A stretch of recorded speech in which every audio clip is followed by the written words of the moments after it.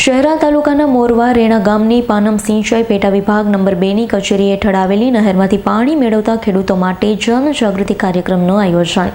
Panam minor નહેરમાંથી ખેતી માટે પાણી મેળવતા હોય છે. પાનમ સિંચાઈ પેટા વિભાગ દ્વારા ખેડૂતોને સમયસર પાણી આપવામાં આવતા આ વિસ્તારના ખેડૂતોની ખેતી પાકમાં પણ ઘણો ફાયદો થયો હતો.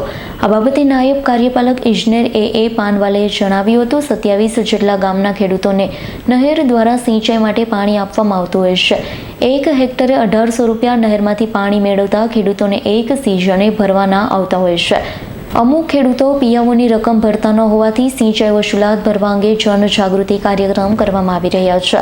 નહેર થકી મોરવા, ગોકળપુરા, વાણી, રેણા સહિતના વિવિધ ગામોના ખેડૂતો સિંચાઈ માટે પાણી લેતા હોય, જ્યારે અમુક ખેડૂતોને સિંચાઈ પાણી વેરો બાકી હોય એ નહીં ભરે તો પાનમ સિંચાઈ વિભાગ દ્વારા આ બાબતે યોગ્ય કાર્યવાહી કરવામાં આવી શકે છે. પાનમ સિંચાઈ પેટા વિભાગ દ્વારા લાભિત ખેડૂતોને જણાવવાનું કે આગામી સિઝનમાં સિંચાઈ માટે પાણી આપવાનું આયોજન છે, જેથી આપણી આગામી તથા પાછલી સિંચાઈના પાણી વસૂલાત બાકી હોય તો સમયસર ભરવા નમ્ર અરજ છે.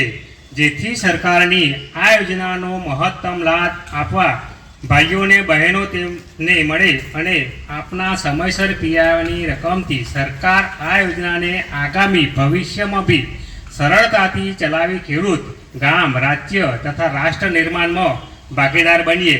જય જવાન, જય કિસાન, જય હિન્દ, જય વંદે માતરમ. ઇકબાલ શેખનો રિપોર્ટ, S9 ન્યૂઝ, પંચમહાલ.